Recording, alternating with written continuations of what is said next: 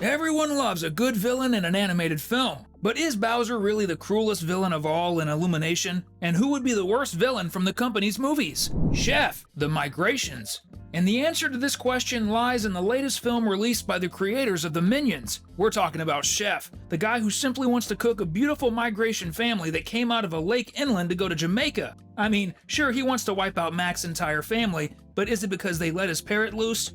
And he even gets a helicopter just to do that. That's completely disproportionate. Plus, he hardly speaks in the movie, which makes him even more distant from fans. That's why Chef is the worst villain so far among the Minions movies. Stick with us until the end of the video to see our complete Illumination villains ranking. Carlos. Hop. One of Illumination's worst movies also had one of the worst villains, although I have to admit that the idea of having a chick as the antagonist was quite clever. But still, Carlos is a villain you can easily forget. After staging a coup against Junior's father, who would get used to an Easter chick? This idea would work as well as a human being being the Easter Bunny. No offense to those who like the movie, but Carlos and his worms weren't good villains. Vector. Despicable Me. First of all, I have to say, Vector is one of my all-time favorite characters. But as a villain, he's definitely a failure. I think that's why he's so funny. In fact, his father, Mr. Perkins, is much scarier than him. And since our ranking isn't about wickedness, we can say that Vector wasn't evil, just a spoiled 40-year-old kid. That said,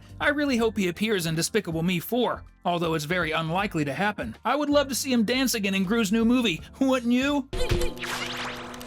Sergey. The Secret Life of Pets 2. Pets is one of Illumination's best movies, while Pets 2 not so much. And its villain follows the same pattern, not being that good either. Sure, the circus owner who does everything to get the white tiger back is a bad guy, but he's quite plain, and honestly, I have a hard time remembering his face. I just remember he's a guy who wears a black furry coat, even in scorching heat. Plus, he's defeated by an old lady at the end, so he wasn't that dangerous after all. But I enjoyed that scene, I have to admit. The Grinch. The Grinch is both the villain and protagonist of his own movie. Sure, the Grinch is mean, but his fight is against a holiday he hates. In other words, he doesn't hate people, just Christmas. And that motivation quickly fades away when he meets a little girl who speaks some sweet words to him. Actually, the live-action Grinch was much meaner and scarier than the 2018 Illumination Grinch. So, Grinch, for the sake of Christmas, you failed as a villain. El Macho. Despicable Me 2. Speaking of villains who really wanted to do evil for the sake of evil, let's start with El Macho. The former supervillain who faked his death to open a restaurant and returned to being a supervillain, and for that, he uses Gru's minions as guinea pigs to turn them into purple creatures that destroy everything under his command. It's actually a good plan, but let's be honest, in this movie, Dr. Nefario was more villainous than El Macho himself, since this idea must have been his. So, El Macho was really a somewhat purposeless villain, but he was a bad guy for sure, even paying the bar tab, something a truly evil person would never do. And if you also enjoy animated movies and their evil characters, like us, comment below, #villain. After all, there would be no heroes if it weren't for them. Balthazar Brat. Despicable Me 3. Brat is a typical villain driven by revenge, which is actually good, since his goal is to destroy Hollywood for canceling his TV show. Throughout the film, we see that Brat is cunning and intelligent, as well as cruel, since he tries to defeat Gru using the ray generated by his giant robot. And if it weren't for Drew, the girls would be orphans, and Lucy a widow today. The guy is truly evil, but like Vector, he's an adult spoiled teenager, but he certainly deserves our respect on the villains list.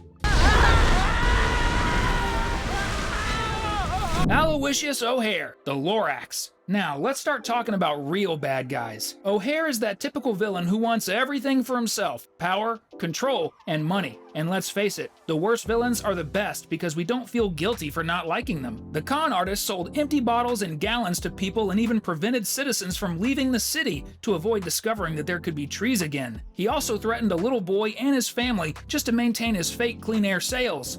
And worst of all, even after several songs and lessons, the infamous Aloysius didn't repent, and he still tried to convince everyone. Even the villain's henchmen changed their minds. Indeed, OHare is that incurable villain. Thank goodness he's gone. Scarlet Overkill. Minions. If there's a villain who is persistent and never gives up, It's Scarlet, because just when we all thought she wouldn't show up again, she appears one last time to try to steal the crown of England. But before that, Scarlet proves her level of wickedness several times, like when she threatens the minions with death on different occasions, or when she takes them to the torture chamber even after they've done what she ordered them to do. Moreover, she tries to blow up all the minions, every single one of them, which doesn't happen thanks to Giant Kevin.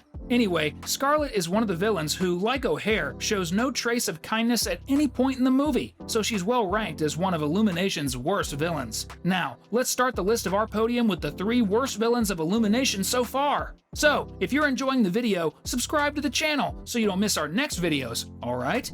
Vicious 6. Minions 2. And it really seems that the Minions movies brought some of Illumination's best villains to the forefront, and starting our top 3, we certainly couldn't leave out the Vicious 6, although they are actually 5 after betraying Knuckles, which actually kicks off their list of wickedness. Furthermore, the group of villains is so evil that they trap a little boy with his arms and legs on the clock hands, causing a lot of pain to little Gru. The group's goal is also very nefarious, as their idea was to use the Zodiac Stone to completely destroy the headquarters of the Anti-Villain League, and in the process, get rid of all its members in the worst possible way. So, for not knowing any limits, this group of 5 cruel supervillains certainly deserves the 3rd place among Illumination's worst villains.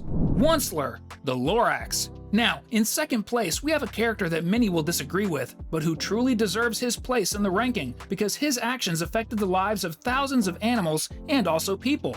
Even though Onceler repented, the impression left in the movie is that this only happened because the last tree was cut down, which means that if the Truffula Forest were much larger, he would probably still be cutting down trees today, since his main wickedness is greed and power, just like OHare.